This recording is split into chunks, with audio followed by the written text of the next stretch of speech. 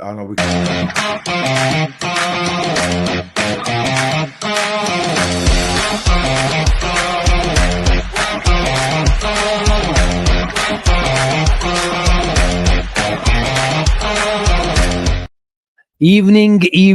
Evening. That was 3 days. That was 4 days. Whatever it was squeaky bum time. We were talking about the next 24 to 48 hours. Some were just like being very hopeful. Some would say some are being delusional. It's not going to happen. They haven't got time, Asim. You're hyping it up. Don't gaslight the fan base. But you know what? The fan base are in a slightly, I repeat, different mood. Some would say it's just in the nick of time that Newcastle have got Woltemade, and I hope I've not butchered his name. I don't really care. All I know, he's the German Peter Crouch, and he's on his way to the Tyneside. He might even be there crossing the Angel of North. But boys, it's a different mood today. It's a different feeling. I care that I've never celebrated a transfer news regarding Newcastle United ever in my life. I might have done in previous years. I might have looked at one, but we have not been disinterested in the transfer business of Newcastle all summer. And you know what? We have finally got movement. We have finally got Newcastle moving on a striker, and all that to come. But before that, how are you? Looking very hench in your No, the top's a bit tight, man. I used to be slimmer. For some reason, the shirts, I don't know if it's shrunk or what. But I'm good, Asim. I've just been busy with house stuff, shopping and stuff at IKEA. And now hopefully our club can start shopping for Swedish as well and bring in their striker. Yes, lads. Yes, lads. To see. But I did, last time I spoke to Asim, I did say I was going to go all the way down to the wire.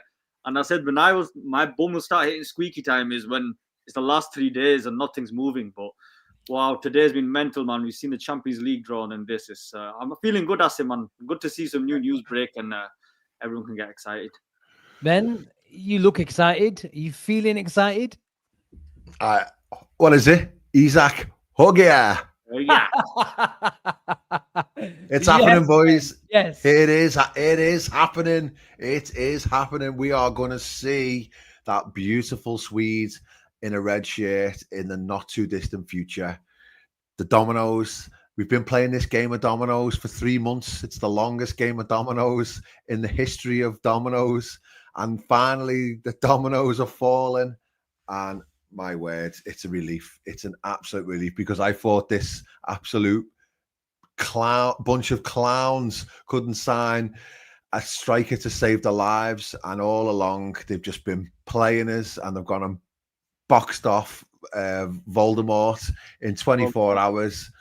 And what's called, and there he is. He's going to rock up. He's already in Newcastle. They've forgotten all about Isak already. All they want to do is talk about the new German Crouchy, and that'll do me just fine, because we'll just now slip in and say thank you very much. Nice little 120 million back of the net.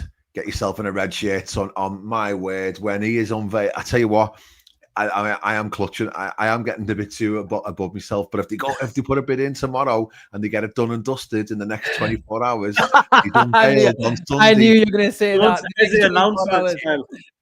Just march him onto the pitch on Sunday and just say, have a bit of that. Have a bit of that. Thank you very much. But yeah.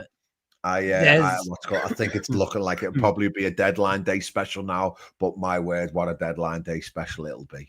Ben, as long as you've got your yellow tie, then that's all that matters. We are gonna have you? That's good. I have. I'm booked off on Monday as well for an all-day stream if needs be.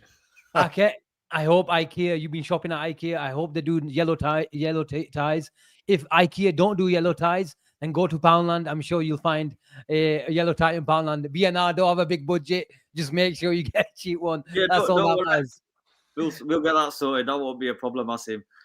Plenty. I'm sure all the comments they can start getting their yellow ties ordered as well as the Isak shirts with number 9. We need to send one out to every member of the Ultras as well, because that group over the last 3 weeks, it's been like some sort of like therapy or something, where everyone's trying to like keep each other going, keep each other motivated and positive, and you know, a little bit of news in, a little bit of news there, and finally we get the news that we're all waiting for. That's going to hopefully start this ball rolling now. But my word, it's been a slog for the last few weeks, all thinking whether or not it's going to go one way or the other. But yeah, it's an absolute game changer. This an Absolute game changer. Absolute game changer. There's already nearly 1,000 people in the building. Gene's in the building. Gene, if you're not, Gene was not supposed to be on. He was at an event. I think he had some mania. Mania is a bit of a. How can I explain mania in English? It's a bit of a tricky one. It's just another pre-wedding do. A pre-wedding do. That's simple enough. But Gene, if you're back, you've got the link. Jump on. It's always good to hear from the Gene. And as Dave is asking, where's Gene? He was at a pre-wedding. I think he's not getting married again. I think he needs a hair transplant to actually get that over the line. But as long as Liverpool get Alexander Isak over the line, that is the main thing. Aki, I want to get your thoughts about this last meeting. And the more I think about it, it was obviously a last-ditch attempt from the owners. It looked like just by didn't need to know what exactly happened. We didn't need to be a fly on the wall when it came to that meeting between Alexander Isak and the hierarchy at Newcastle. Just by their faces, I was going to say that. 1,000 stories, honestly. Yeah. Whether it was at 0-0, their faces told a thousand stories. And I believe, and this is just conspiracy and opinion only, that they went to convince, obviously everybody knows, as a last-ditch attempt. I think Isak stamped his authority on the situation that I think he said that, you know what, even if you don't sell me, I am not going to play for Newcastle again. And they had to take stock of that situation. I believe that the sort of firmness from Alexander Isak's approach to the Newcastle hierarchy made him think, you know what, can we really be seen taking our players to court? Is this the image that Saudi Arabia want to put on the Newcastle project? It's not worth it. They had to draw a line. And I think it was a last-ditch attempt to convince the player, but the player remained solid in his feelings and his desire to choose Liverpool. And for me, that is why you've seen Newcastle move really quickly to, and that is that word again, in the next 24 hours, where they went for Larson and they got 1-2 bids rejected, and Wolves remained resolute in their stance about not getting the player away from to Newcastle. And again, they moved for Woltemade, and it's seen and it's been perceived and it's been sold by the Newcastle journalists that this is a big coup. They have beaten Bayern Munich to his signature. But I think that meeting, Isak was really, really strong. And they go, you know what? This was the final last-ditch attempt. We have to move. Yeah, he stood firm, Asim. And, you know, before you even alluded to the point of the face of the owners and Jamie Rubin, who was with Yassel Romain, you know, when I was watching the game and I seen their face pop up, I was like, yeah, they've been told a harsh no. He's not budging. Yeah. He's standing firm, and they've got egg on their face because everyone knew about this meeting and they've gone there and they've turned up. He's given them the squash and the orange juice and he's told them to chip. He basically said, I'm moving. It doesn't matter if you don't play me. It doesn't matter if you don't sell me now. I don't want to play, regardless if you keep me and don't let me move. Whether I move in January or next summer, I'm moving. I'm not signing a contract. I'm leaving. And I think that probably shook them up, and they thought, "What the heck? This guy's not having it." And when someone like stands firm like that, you just have to accept that he has to go, and that's why they made the moves straight after the game. They made the moves, and you know, it added what's the word? Salt to the wounds at the fact that we beat them 3-2 right in the dying seconds as well. They must have been fuming, Asim, because you know yourself, Asim, and I know as well. The Arabs are very proud people. They don't take defeat very lightly. So to them, that must have really hurt them. And you know what? May it continue, because I was buzzing off it, honestly, Asim. I just had a feeling once we won that game, we were going to see movement in the next few days. And thankfully, we have seen some movement. And I'm hoping now that maybe we wake up tomorrow in the morning and we get a bid going in and accepted, hopefully. In the next 24 hours, Ben? Yeah, 24 hours. Let's go, because we haven't got long left, have we? We need to get this boxed off soon. But I'm just sat here, you know, I'm just sort of sat here thinking about how this has panned out over the last few weeks. And what I keep coming back to now is the skill. And I'll say it is skill, because it is a skill for what conversations must have took place between Edward Hughes and Isak and his team over the whatever point at which this started, this plan was, it was almost as if, and again, maybe I'm just being romantic about the situation, but I almost feel as though they've sat down at one point and planned this whole strategy out.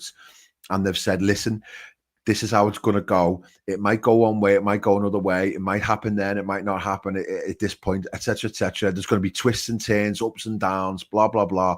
But ultimately, what's had to take place here is that Isak and his team have had to put 1000% trust in Liverpool, and Liverpool have had to put 1000% trust in Isak, because if either side caved at any point, then the whole thing would have collapsed, and then both parties would have completely and utterly, lost it with each other, and that would have been gone. So it would have had to be, and I wonder whether or not they would have had to have been having sort of daily conversations to say, we're all right, we're still good. This is what's happened. Here's where we're at. Because if at any point Liverpool were doubting that they couldn't get Isak, then we would have had to move to another target. But at the same time, Isak and his team have completely put themselves out there and destroyed their relationship and their legacy with Newcastle. So almost made it impossible to reintegrate, really. So they've gone absolutely all in. So what Isak has been prepared to do to get his move to Liverpool has been unbelievable, if we think about it. What he's had to deal with, all of the shit he's had to take, and even then he's cracked himself at one point. It's become too much because he's had to put out that statement. And I wonder now whether Liverpool said, you know what, we'd rather you not, because that might just rattle a few cages even more. But at the same, he said, you know what, I can't just sit here and not say nothing. His pride in himself and him as a man has said, whether I get this move or not, I can't sit here and just let everybody just talk nonsense about me. So he's felt the need to do that, and then Newcastle felt the need to do the reply. And then they've gone and literally almost begged him to stay on Monday night, and he told them where to go. So it's been an absolute roller coaster, and it's not quite over the line yet. But I think we're pretty confident now that it'll get done. But it's unbelievable the level of trust that's been there over the last few weeks. 100%. Aki, I went as far as saying that even if Newcastle don't buy a striker, I think we get Alexander Isak. We just might have to pay more.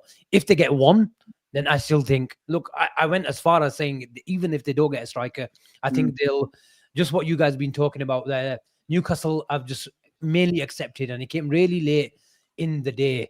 But were you surprised when you saw this lad's name pop up, and suddenly within a couple of hours, they've agreed a deal for Nick Woltemade? Have you seen much of him? There was a bit of him in the Euros. I'm not gonna lie, I saw him play, and although he looks neat and tidy, he's got a good touch, he's not my type of guy. But I was surprised when I saw the fee. I think Alex Crook came out and said he's around about 75 million euros plus 5 million add-ons. Rather, I think that was the same sort of bid for Hugo Ekitike. Yeah, it is 69 million pounds. Excuse me, are you surprised with that?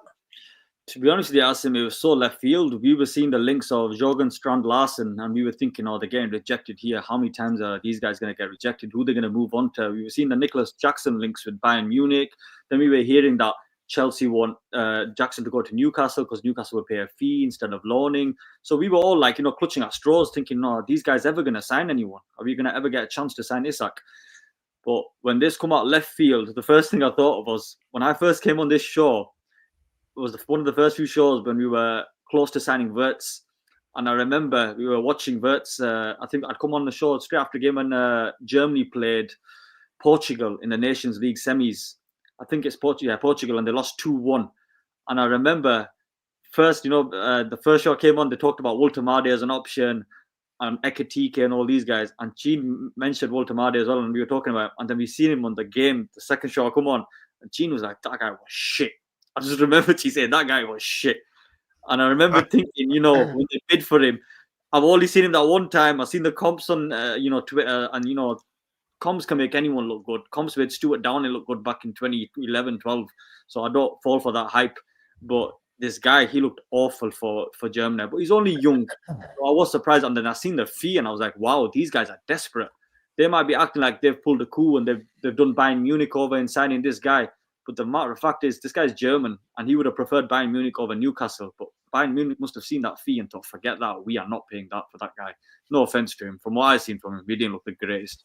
He did look like a Kota, but he did not look like as nimble as he made out on the pumps. And when you watch him, he moves well for the big guy.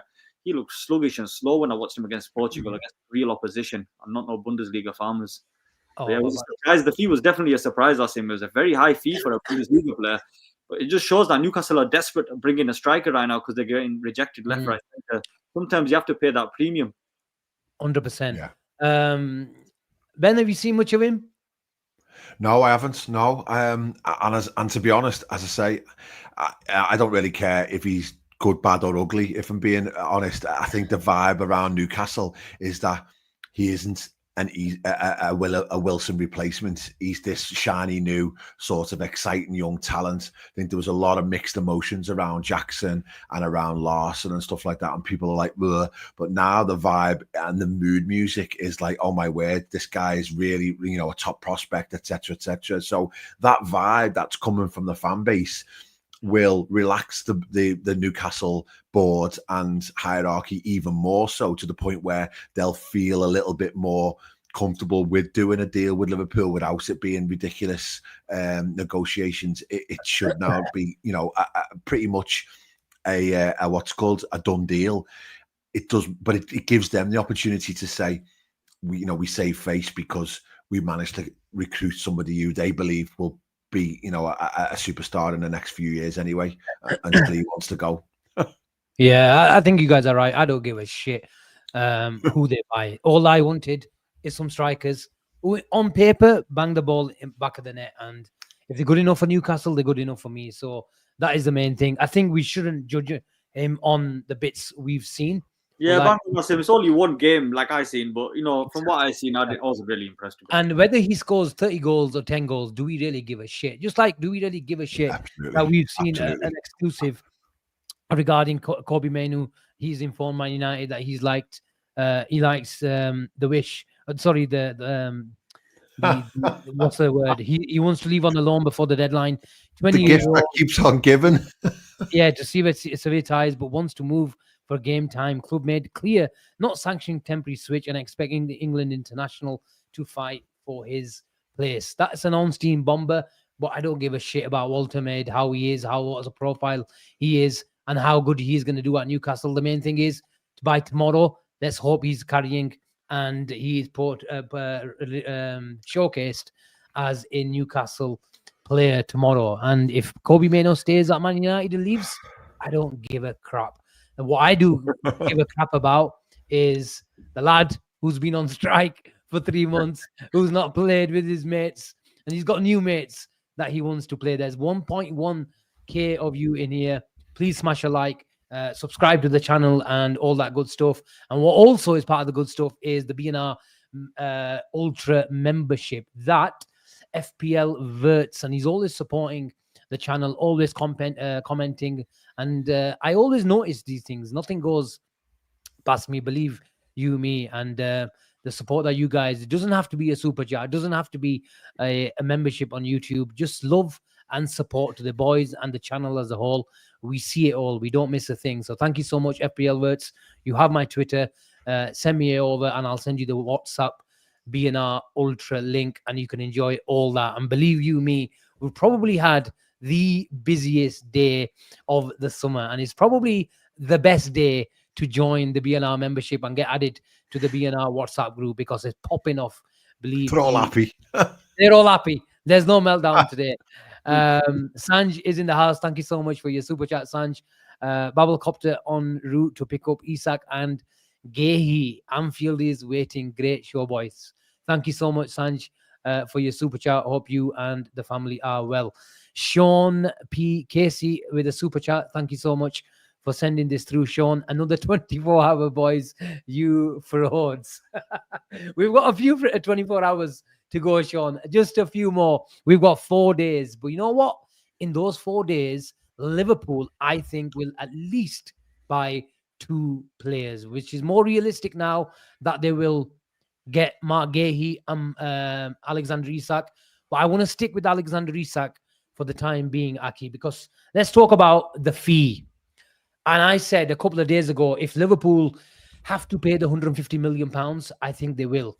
Why they will is because that striker has not been bought by Newcastle, and they will say, you know what, just take the money, even though we don't have it. We'll play Jacob Ramsey, we'll play Anthony Gordon when he's come back from his 3-match suspension, and we'll do a few of the short-term options up top, because we have a player who might be worth 120 to 150 million pounds. We simply wants us to take him to court, and we can't be, doing that. We have to draw a line.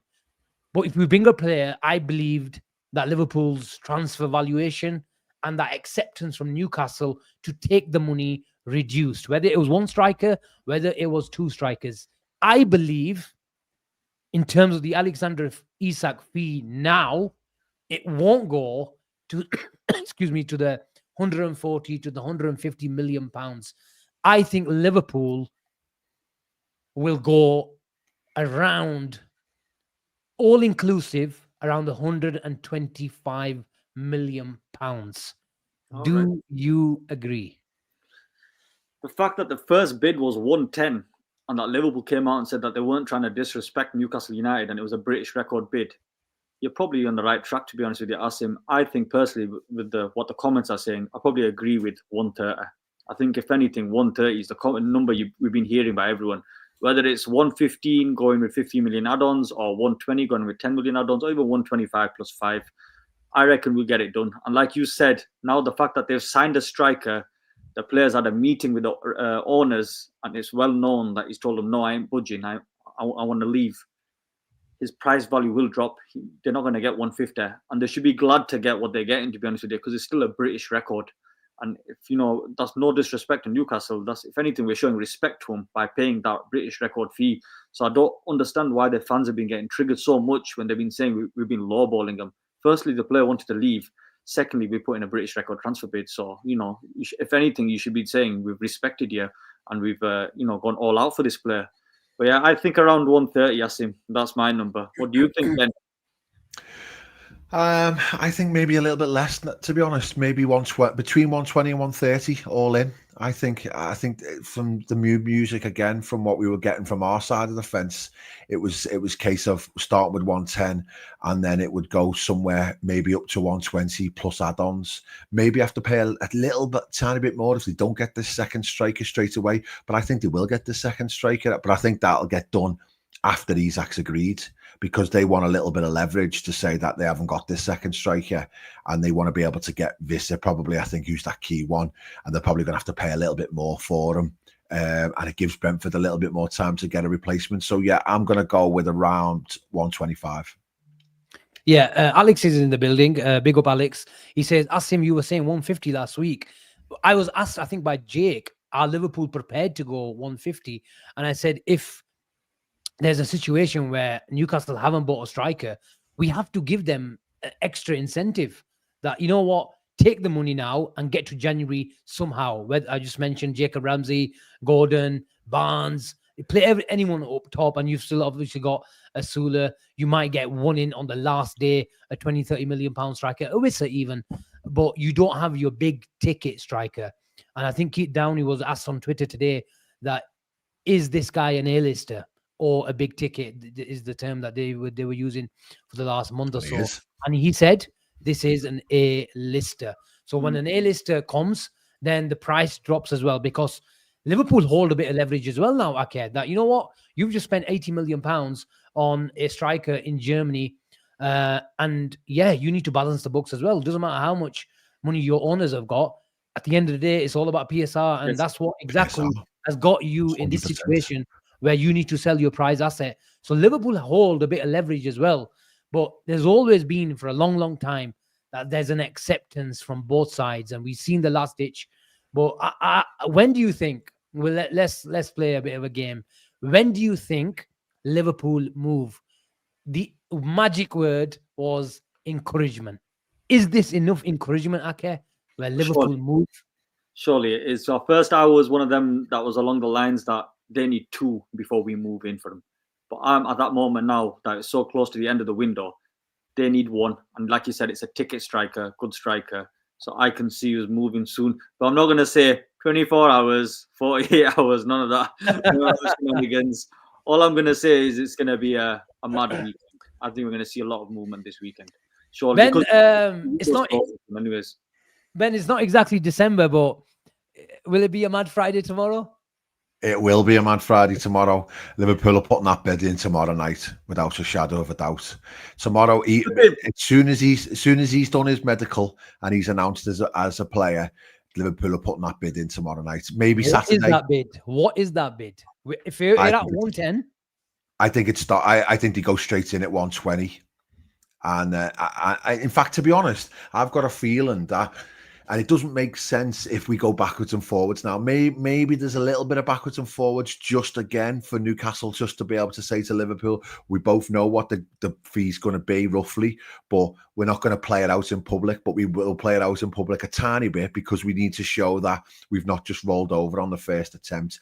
But if you're not telling me that there hasn't been conversations behind closed doors for the last however many weeks about what the actual fee is going to be, because we all know that 110 was not actually, that was just a flag in the sand sort of thing, to say, to almost declare to everybody that we're not just, this is not just a hyperbolic sort of comment here. We are bidding for your player. We do want to buy this player. So there's the 110 off the bat, and that's just the starting point, because that got rejected, remember, almost as soon as it went in, which makes me think that it was almost pre-planned. Just to say, we're going to put this bid in so that Isak's team knows that we're absolutely serious, and everyone else knows that we're absolutely serious. But we know that that's not what you want or what you expect. So we expect you to reject that pretty soon after. So that's just a starting point. And I think they must have agreed roughly a fee, because they can't go backwards and forwards for 2 or 3 days. We've got a game on Sunday. We don't have the time. Isak needs to book Monday will be closed. Exactly. So I think we go in tomorrow with, and it might be even a situation where we say we don't even bid. We've just said a fee's been agreed. I think there's a possibility that could be the situation, and it almost be like this one with the Woltemade, where it's just we've agreed a fee. Yeah, it's happened so quickly. And that's it. I agree with you. I agree with you, Ben, that I think Liverpool will move quickly. And although there might be some unofficial bids get rejected behind the scenes, I think Liverpool will move fast on this now. We've just simply got no time to faff around. Exactly. And I was talking to someone who I speak to, who's very, very close to the club. And he was saying there's a desire for this player to get a lot of training under his belt, because the games are coming thick and fast. And he was talking about the Champions League draw as well. There's some tough fixtures. And we've missed, and we've seen many players miss a pre-season, and we might not see. And I know he's got great instincts and he's got great scoring ability, but in theory, we shouldn't expect the best of Alexander Isak for a good 4, 5, 6 weeks. I think it's unfair. Absolutely, I agree. Thankfully, we've got the next best striker in Europe behind him, who's absolutely flying, to be fair. So, we can ease him in a little bit, but then obviously... Is that Chiesa you're talking about, or Rio? I'm not sure. I haven't decided. But yeah, no, I just feel as though they'll want to get him in, obviously, as quick as possible. They want to get him trained. He can play for Sweden now as well, which obviously is a nice bonus for him. Might even arrange a behind closed game for him or whatever. But the games are going to come so thick and fast now after the international break. Go straight into the Champions League. We'll have the League Cup. We'll have Premier League games. So he'll get up to scratch quick. And we also know that his injury record is not phenomenal, so they're not just going to want to be playing him bang, bang, bang, 90 minutes. Imagine being able to bring Isak off the bench for half an hour, against Burnley or something like that. It's like, I don't think we've allowed ourselves a chance to actually process the idea that we're on the verge of signing one of the best centre forwards on the planet in his prime, who is absolutely desperate to come to us, to the point where he literally slept in a bus shelter so that he could come to us. You know what I mean? It's like, it's phenomenal. So, and it's not like, oh my word, we've got nobody up front, so what, we need to get him in there and rush him up to speed. Like literally, Newcastle are going to this Voldemort's going to be playing against Leeds on Sunday, and he's just literally landed. Whereas with Isak, it's a case of we can build him up. Then after the international break, that's when the real season starts.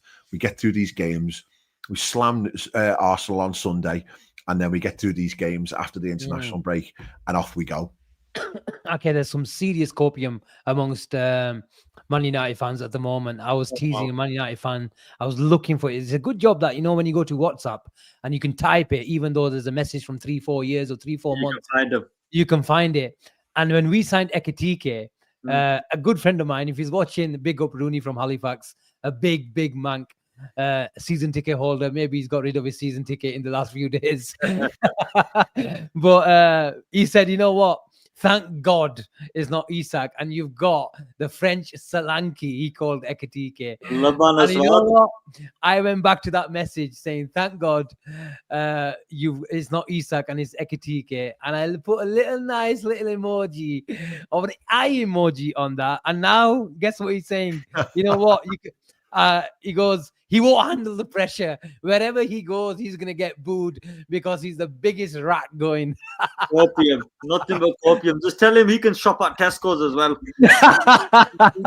What he's got there. Leave Morrison's out and Aldi out. He can stick with Tesco. I tell you what, he won't be getting booed at Anfield. He'll be getting serenaded. Honestly, they'll be singing from the rafters about him because, as I say, everyone knows what he's had to do. He's had 3 great years at Newcastle, and he's become an absolute hero there, and he's been willing to throw that out the window.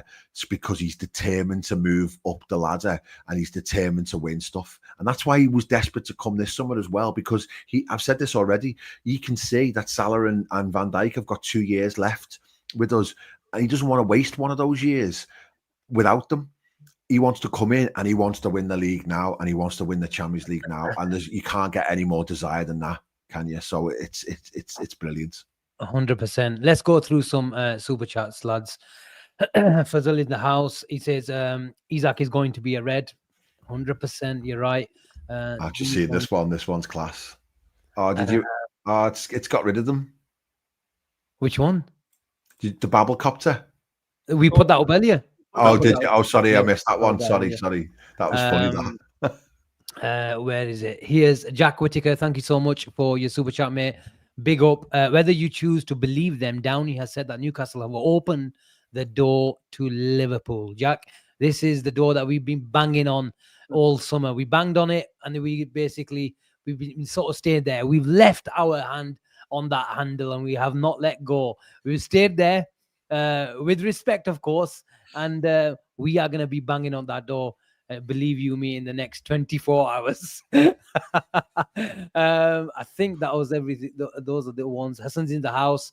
Asim, the real question is, when does Gehi bid go in? We'll come on Gehi very, very shortly. I think Glasner has been very, very open in his stance, where it looks like they wanted him to play that game today. How did that game go, lads?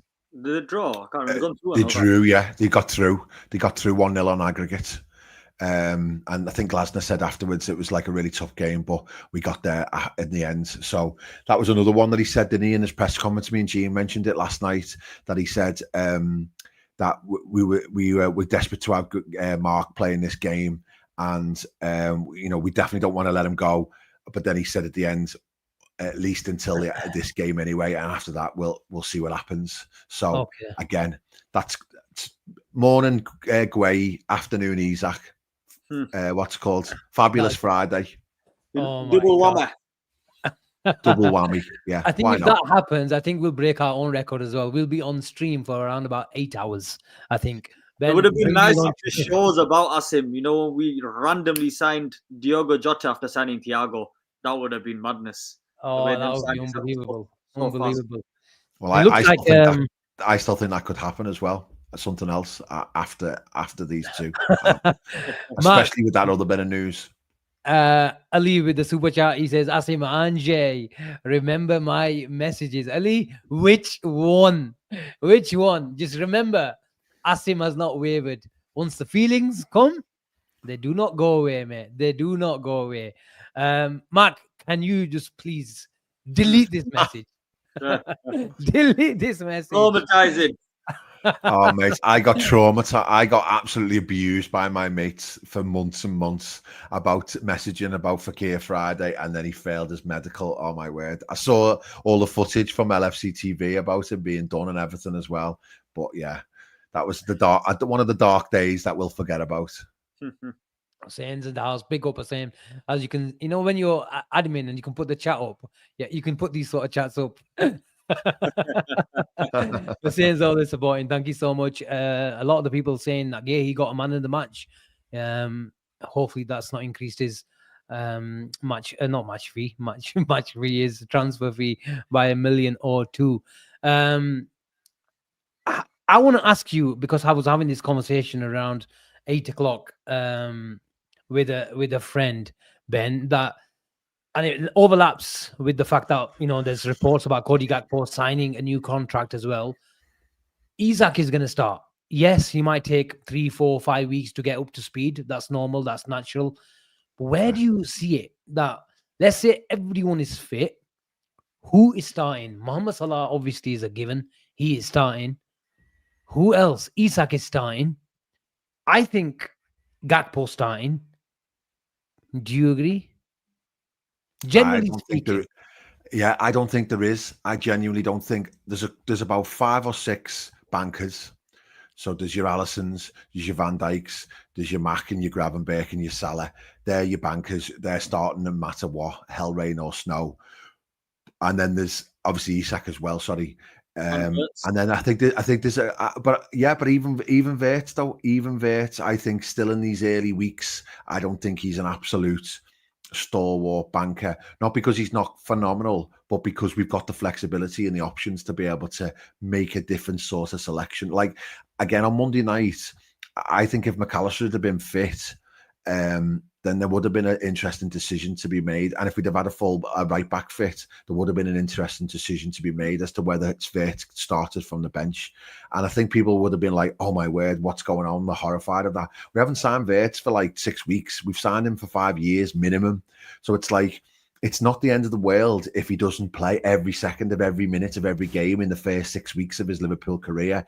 If anything, it's a smart and calculated tactical decision to not use him in certain games because he is very much still adapting to the Premier League. We could say that about Ekitike as well. If Ekitike hadn't bagged in the 3-3 and we had another option, then you would have said, well, we'll just ease him in.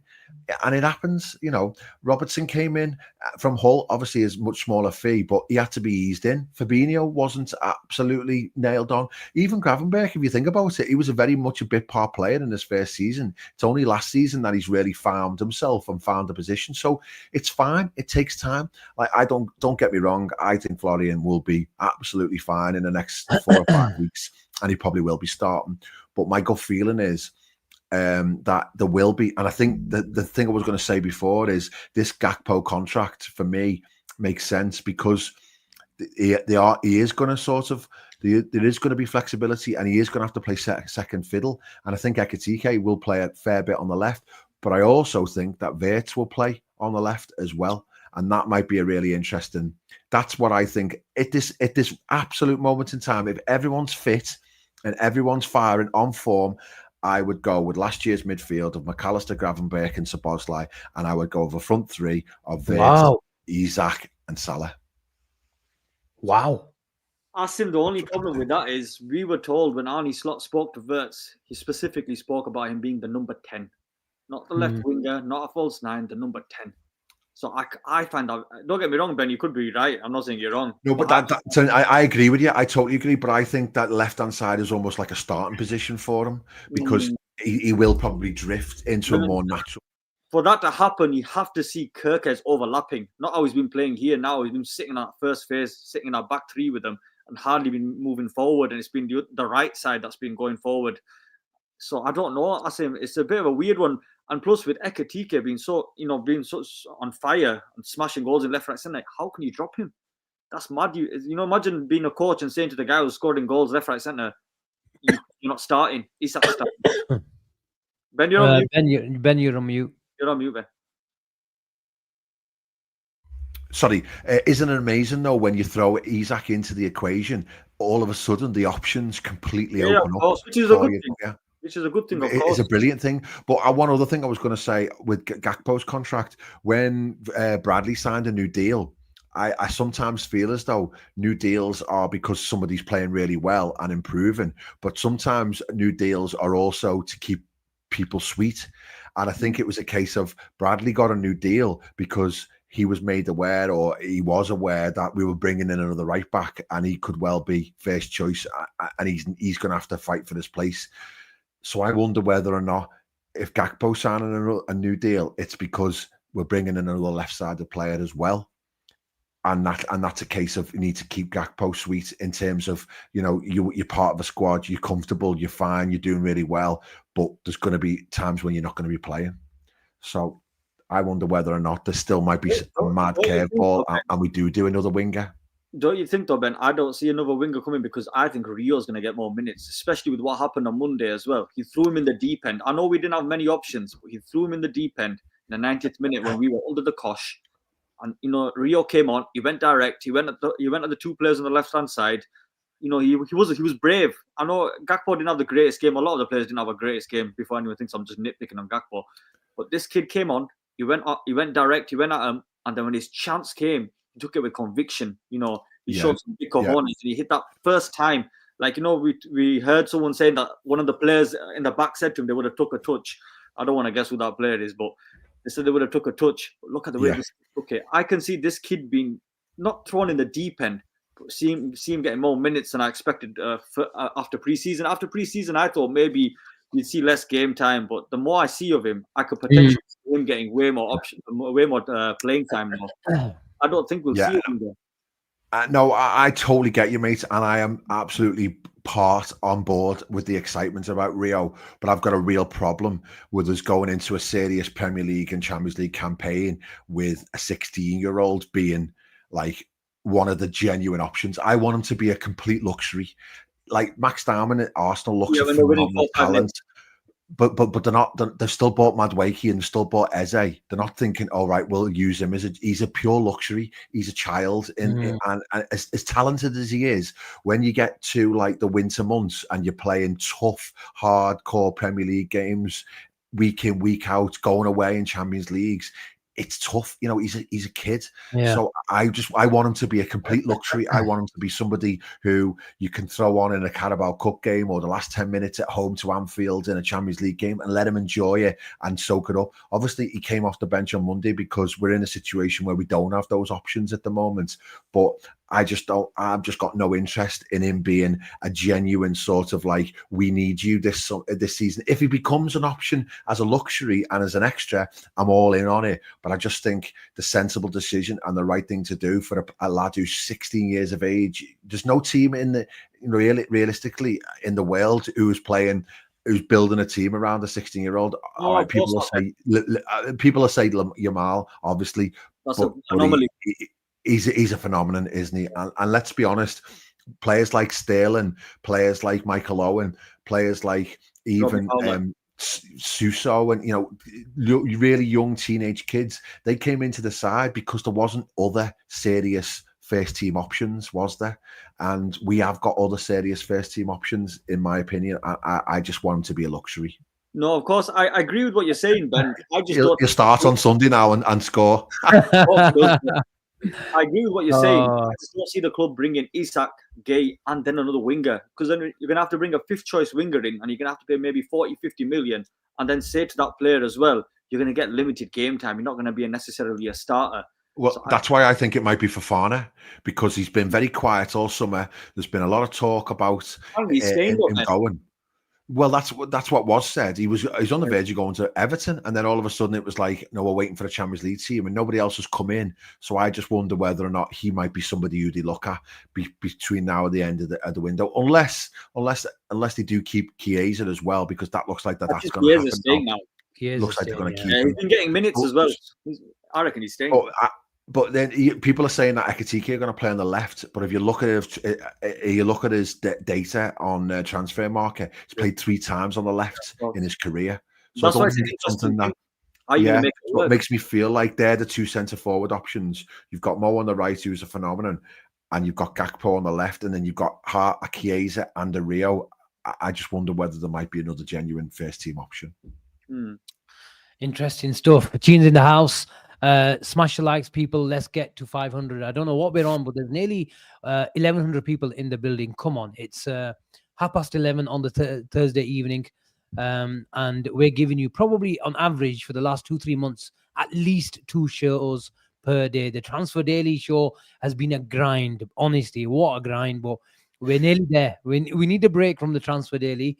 But arguably the next 3-4 days are going to be the busiest. So smash a like and big up to everyone in the chat as well. Selection is here with a super chat as ever supporting the channel. Thank you so much. Big up to Selection.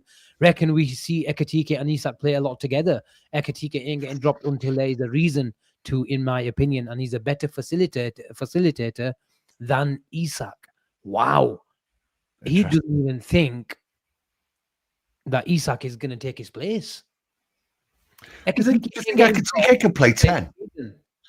No. He can. He's played in, I don't know if he can play at 10, but he's played in a front two, wasn't he, with Mamouche, I'm sure, hasn't he? Yeah, but the thing is, when you're in the number 10 position, there's nothing wrong with Ekatike off the ball in a number 10 position. But on the ball, as we've seen in Szoboszlai, sometimes going in a double pivot where the right back is higher, where the number 9 is stayed in as a box striker and the left midfielder is high, and Szoboszlai comes or Florian Wirtz comes as a double pivot. Although that's slightly changed now, because what we've been doing is the left-sided midfielder, whether it's McAllister or Curtis, has been the double pivot, or the guy who's partnering the number 6, and we've let Florian Wirtz be the positionless number 10. Last year we saw the number 10 coming into situational double pivots. So I can't see Ekatike doing that. Even if he plays as a number 10 of the Florian Wirtz mold, I can't see him doing that, Ben, because you have to go in deep areas and connect play. Although he sometimes is and can be, is a completely different. Not as fluent as Florian, is he? He's not, and he's not a natural number 10. He can be a Bobby Firmino, but Bobby Firmino was doing it from a false 9 position and coming on the halfway line. That's a completely different number 10 or a false 9 by doing it and doing for a number 10 position, because you have to act like a midfielder a lot of the time, especially when you're suffering. So his off the ball work and his jumping on the press is unbelievable, because the stats don't lie, but I just can't see it. I just can't see it. And in the similar way, I cannot see him being as a touchline winger. Now, Selection thinks he can play, and there's a few other people saying that we should be looking at a 4-2-2-2. But I'm just going by what the manager likes, where he likes the opposition to be stretched. And if that is the case, I think we'll see it in parts and, in natural fluidity, especially when we're chasing games where you've got the 2 10s as the 5 attackers, and, the 6th attacker is being... If it's on the attack is on the left-hand side, you've got Kirkes flying down the wing, and Ekatike is tucked in as a second striker, or even a third striker if you're getting your both fullbacks flying up. So, I think we'll see it, especially at Anfield, where teams are really, really sitting in a back 5, a 5-4-1, and Arne Slot is wants to create an overload in the last line where he allows 6 strikers. We saw it many, many times. Jurgen Klopp used to do it, where, I think I remember those great games where against Tuchel sides, against the Chelsea versus Liverpool, where they used to defend is in the 5. So what Jurgen Klopp's go-to tactic was where you put Mane and Salah really close to Bobby coming into deep, and then the flying fullbacks of Trent and Robbo used to go, and then used to have the flat 3 midfield, and one of Henderson or Wijnaldum used to go and to be the 6th attacker to create that extra man in the defensive line. So the beauty about Slot is not predictable. We've seen that last season. We've seen this season. It's what you want, isn't it? Exactly. And what we'll see is horses for courses. And that's the beauty about having adaptable players. You look all over our side, although I think we've gone too much between the fluidity and being too dynamic in our rotations, and that's confused the rest defense that everybody has talking about. But the beauty about our players is they're all adaptable, and when you've got adaptable players, you can adapt to any Yeah. system or any Yeah. setup as well. So And the let's see what rebalance happens. then as well. Yeah, Yeah. exactly. That was an interesting question. So thank you very much, Selection. Jack, this was the super chat. I saw he said he was asking, could we see a 4-2-2 with Hugo and Isak together? So Jack, just to summarize, I think you'll see it, but it'll be in parts. I don't think Liverpool or Arne Slot will stick to one system because it'll make us really predictable. You think you see that when we're chasing games, Asim? Something like that when we're chasing games. 4-2-2. Yeah. Yeah, I can see that. A bit gung-ho where we're losing maybe 1-0 or 2-0. I mean, yeah, in the last 10 minutes. The 4-2-2 is used by coaches a lot, where you're looking for central progression and you want to keep it compact, because the moment you lose the ball, you've still got 6 players or 4 players in your rest defense. The 4-2-2 won't be a 4-2-2 on the ball. That is just the settled shape for a 4-2-2. What Arnie likes is a 3-1-6, where Gravenberch is one in midfield and picking the ball up, and then it's a 2-2-6.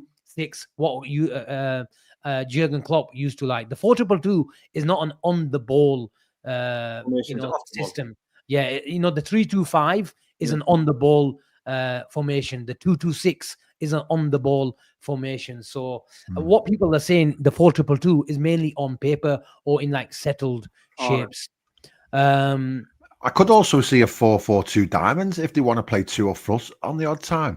If you have 2 up front with Florian right behind, and then you have McAllister and Szoboszlai is the wide of the diamonds, and then Gravenberch at the base.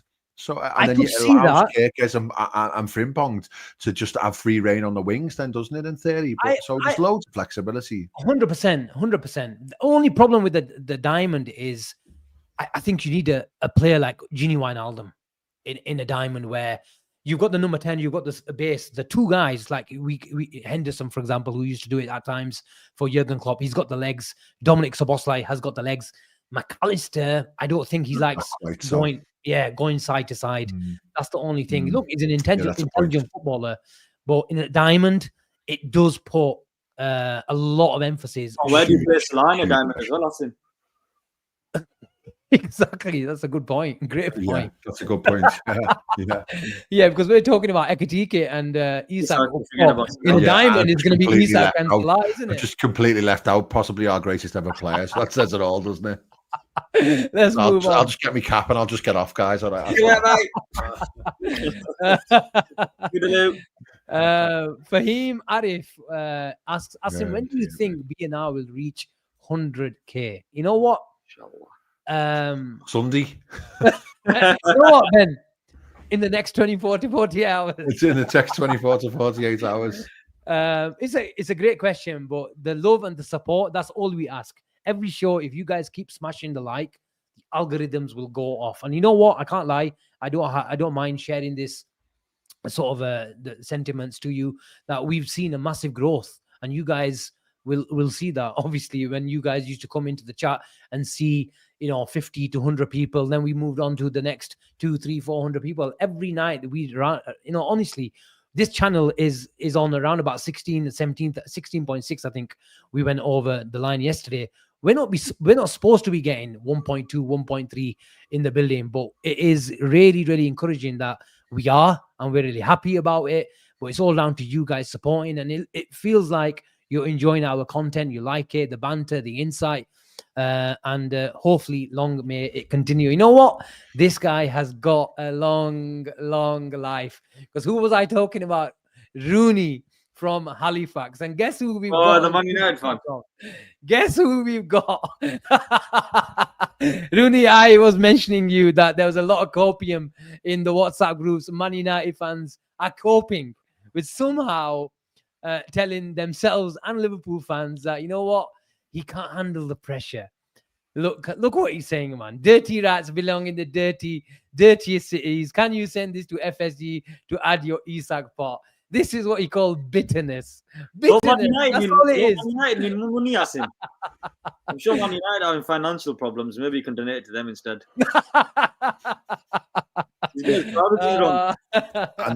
And then midfield prodigy he wants out as well, which just rubs salt in the wounds. Lads. He's going. You know what? You should be worrying about Kobe Manu telling you that he needs more game time. So thank you very much, Rune, for the super chat. Hope you're well, brother, and hope to catch you very, very soon. Oh, look dear. at this, man. Look at this. I like this. Wow, look at this. Wait, straight away. Ein shit, according to Cole Wilson. Arnie sorts it out as he has the trophy to show. Options high class are the key to success. From doubters to believers, believe in Arnie and his 4-3-3 in his eyes with variations.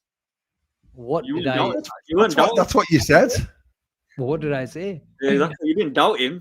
I think Cole Wilson has seen the news of Woltemade going to Newcastle, and he's probably had one too many. So hope you're having and enjoying whatever you're having tonight, Cole. 2019 as well suggests that he's 6 years of age, so maybe that's a possibility. Okay, let me see if I've missed anything. Let's go to Mark Gahey, Ake. Next 24 hours. We don't have much time left, Asim. It can only be next 24, 48 hours. We need to see movement and we need to see it quick, Asim. We've got 2 deals I need doing, and hopefully the process speeds up and we see movement. Because I don't know if Richard Hughes works on the weekend, but he's going to have to work overtime this time around. He's going to have to work time and a half on the weekend and get them deals done. But I wonder which deal we see getting done first, whether it's the harder deal in Isak or it's the deal that's Let's due to the have a prediction game, that That's a great point. Okay. Let's get the chat involved. Ben, I'm going to come to you first. Which deal not gets agreed first, gets completed first, announced first? Chat, get involved. Gray. Can you ask me, Asim, as well? Of course. Isak. I think they get the harder one over and done with first. You know what? I'm going with Ake. Alexander Isak is going to be a Liverpool player before Mark Gahey. So well, if they get announced together, we both lose. at least some members of the B&R team will be completely and utterly correct.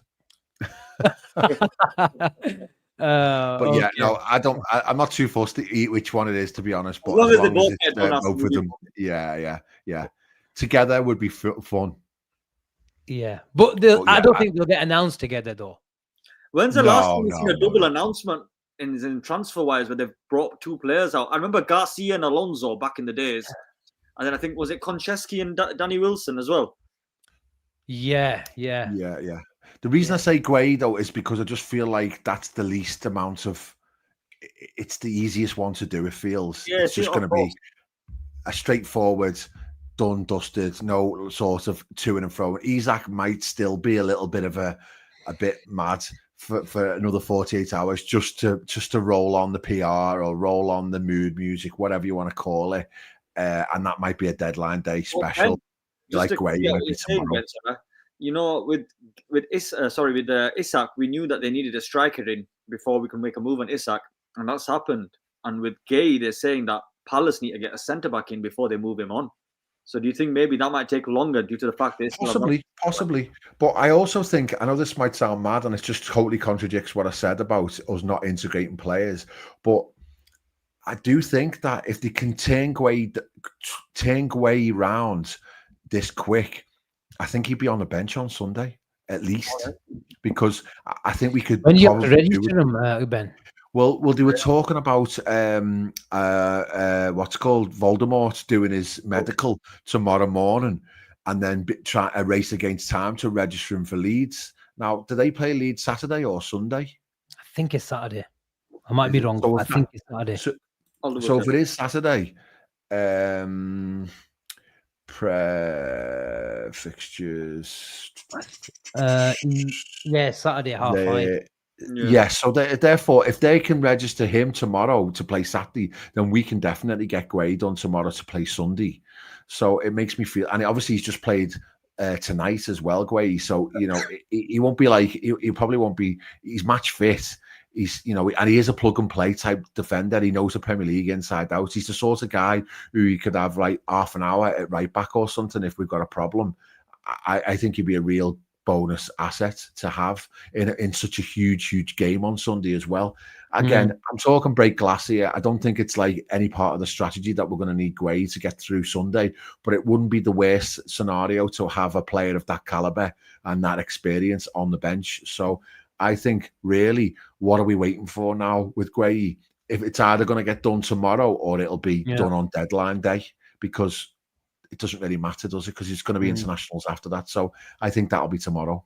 As long as they don't get any injuries and they come in safe and sound. Yeah. Exactly. There's still 1,000 people in the building. Keep liking, keep subscribing, people, and keep getting those likes up. There's been some breaking news, although you did discuss it yesterday with Gene regarding Shimikas.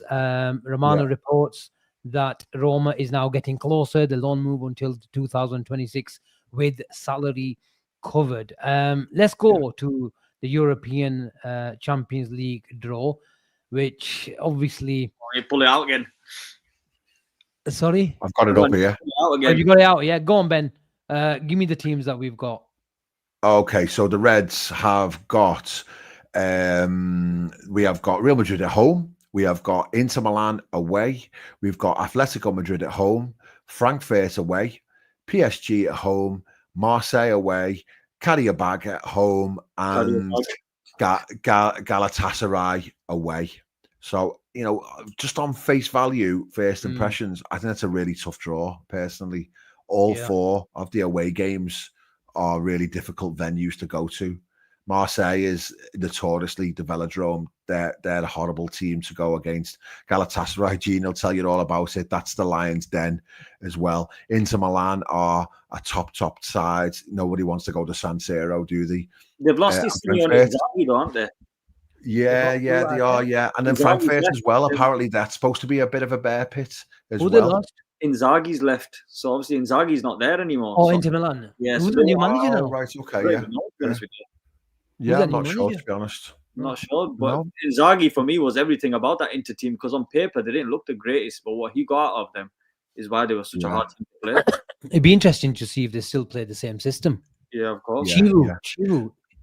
Yeah, I feel like this season as well, it's like there should be, again, we touched on it last night, but I don't think there should be a dedication to be finishing first and seconds, because it certainly didn't do us any good last year.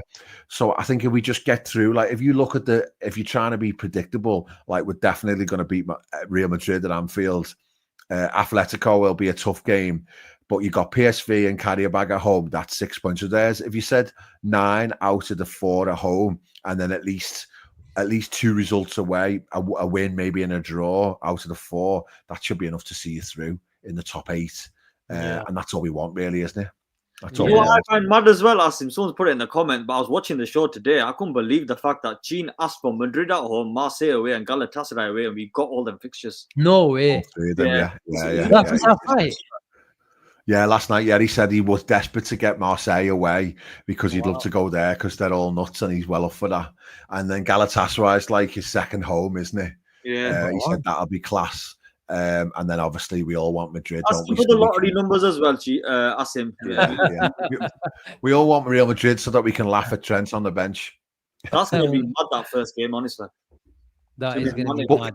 On the schedule yet, though. So that's not the order. So they're going to do another thing with the schedule now. What do you mean? That's not the way that we're going to play. That's not the order. No, that's just the order in which they got drawn out. So it could be like we play Real Madrid last or something like that. Well, the guy that hates IT kids to come on, He's the man. I didn't know that, Ben. I thought this is it. Like, there's a thing where they said in the draw this afternoon that they've got to do a load of scheduling now because they can't have certain teams playing on the same day. They can't have certain teams. There's all sorts of like some political stuff and making sure that all of the security is covered. So the scheduling will come out. I think it's tomorrow or the day after. And we'll know then exactly when we play them. So we could do with getting the first, couple of the easy ones out the way, really, and then we'll be done. We'll be in business. Any other tough groups? PSG.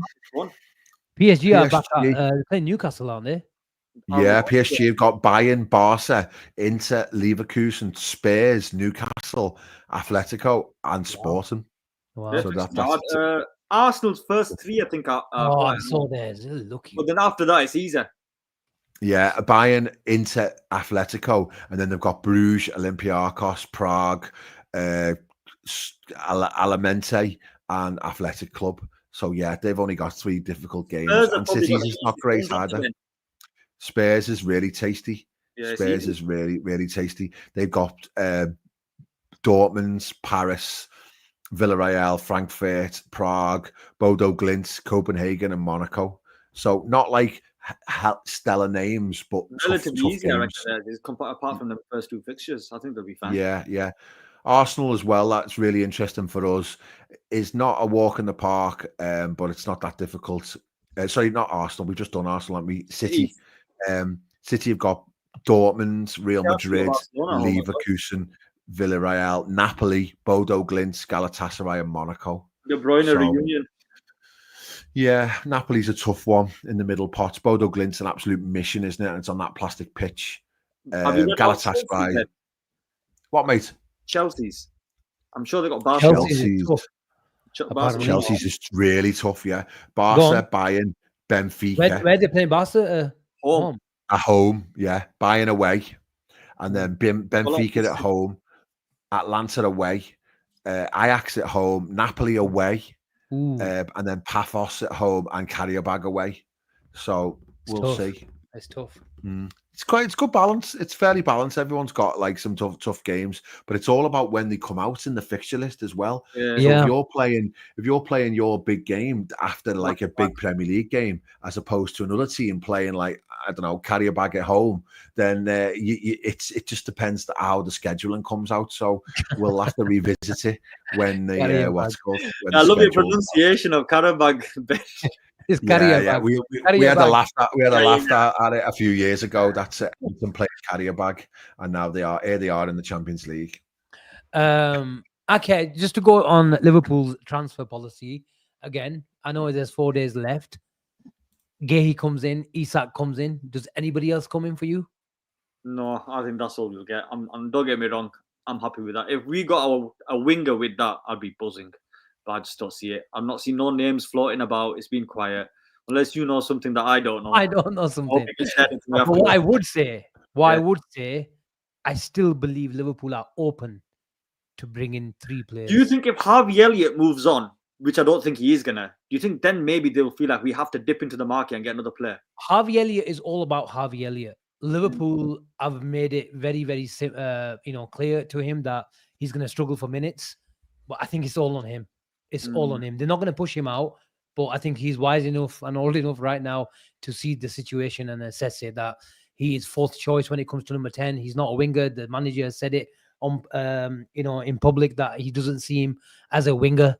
So I don't think he probably got about 10 minutes last year. So he's not even get those 10 minutes this season. And we bought Florian Wirtz in the number 10 position. I don't know if we've been talking about how Wirtz might be used outside left and this and that, but primarily he'll be our number 10. And there's Sobo ahead of him. There's Curtis Jones ahead of him.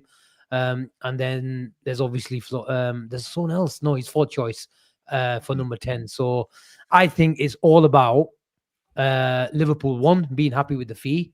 They might have some sort That's of the key for me. The fee. They've overpriced him, as in, or he doesn't have many suitors either. They're looking at 40 to 50 million, aren't they? And that's the thing, though, for me, mate. I agree with you. I wonder whether they have overpriced him. But then I saw today that Fernandez from Southampton it was 40 million. Where's he going? West Ham. I think Matthias Fernandez. Yeah, Matthias. 40 million, and he's from the Championship. And you think Harvey's just got player of the tournament at the under-21s. So I think Liverpool want like north of 45 million for Harvey, and rightly so when you look at the market and how some players are going for mad prices. So I think they're like, we'll facilitate your move because we want to look after you and we want you to have game time. But at the same time, we're not giving it away. So I feel as though, and I don't think Harvey's pushing either. I think, but at the same time, he's probably is head over heart, isn't it? In the fact that his heart's probably saying, "I'd love to be part of whatever happens this season again." But he's desperate to play football, isn't he? And he's not getting anywhere near enough game time. Yeah, 100%. Are you telling me, Aki, that the third guy who comes in, or Liverpool are open to the idea if Harvey Elliott moves on.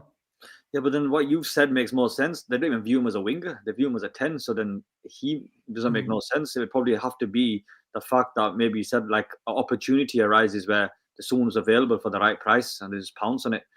But I still can't see, when you look around the market, I can't see many opportunities arising apart from Fofana.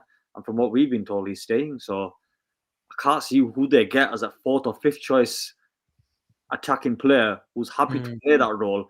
And you don't pay such a high drastic fee for him either, where you pay about 40 million max, maybe 50 million. Yeah. So That's what makes me think, though, we're stocked in midfield, if you think about it. Like, when everyone's fit, Szoboszlai's going to be struggling to get a game in midfield. You still got Jones there. You still got a Treyonone there as well. You've got Endo. You've got loads of options. Whereas in the front three, you don't. So I just think if someone said to me now, swap Harvey for Fofana, I think that most people would do that. Yeah, 100%. I think this is our first ever poll. And isn't it meant to be 64? Why does it say 59 for? It's definitely your first poll. These admins, honestly, have a word. Bloody hell. Which deal gets completed first? It looks like the chat think Isak. We're going to give that extra percentage to Isak. So it's 60-40, 60-40. Ali with this late super chat. Asim, will Trent touch? This is Anfield sign. No, I don't think he will. Do you think he will? He won't travel if he knows what's good for him. Yeah, if he touches that sign, mate, oof, you're going to see Gene running onto the pitch and whacking him one. No, he will. He will. And there's a part of me that thinks that when it really comes down to it, there's a part of me that thinks will there be a good chunk of the ground that do give him a good reception, to be honest. You do? Maybe that's... Yeah, I wonder whether that might be the case, because... I don't think he will. Maybe at the end of the game, if he decides to walk across to the cop and he applauds them, I think some section of the cop will applaud him. During the game, before the game, Ben, no chance. It's going to be loud. I don't think, no chance. Asim, I think he ruined it once he started speaking Spanish when he left. I know they gave him a decent reception. Once they seen he was speaking fluent Spanish, I think that changed everything. Yeah, that was basically just, I've been planning this move for 3 years, by the way. So there's no sense to be giving him a good reception. Yeah. I hope we start Rio against them. I tell you, that'll be fun. That'd be nice. That'd be nice. Okay, people. I think there's still nearly 960 people in the chat. How many likes have we got on? Okay, tell me. I'll have to go on my phone. Give us a second. My phone battery's dead. 466, gents. We need to get 600, man, minimum. Come on. 600 on the way out. Yeah. Smash a like. That's all we ask for. I'm just quickly going to check if we've not missed any super chats. No, we haven't. There you go. It's flying up now. Come on. Is it flying up? If you haven't done it, do it. 475. Brilliant. Thank you so much, people. Okay, we will catch you. Well, if the Isak bid, whenever the Isak bid goes tomorrow in, morning, whenever tomorrow lunchtime, tomorrow afternoon. I will promise you, if Isak bid goes in tomorrow, I will do a stream live on my phone from work. I'll jump in the car for 20 minutes and we'll do a stream. If Ben wants to join me, if Aki wants to join me whilst dispensing a few dossets, then he can do that. And Gene is always going to be on standby, because that's what we need to be. Whether it's the fans, Liverpool as a club, Alexander Isak, we're on standby. Everybody is on standby, because this bid is going to come any second. Don't blink. Yeah. We shall see you very, very soon. Have a good night and take care. Like the stream. That's all we ask for. Have a good night. Bye for now.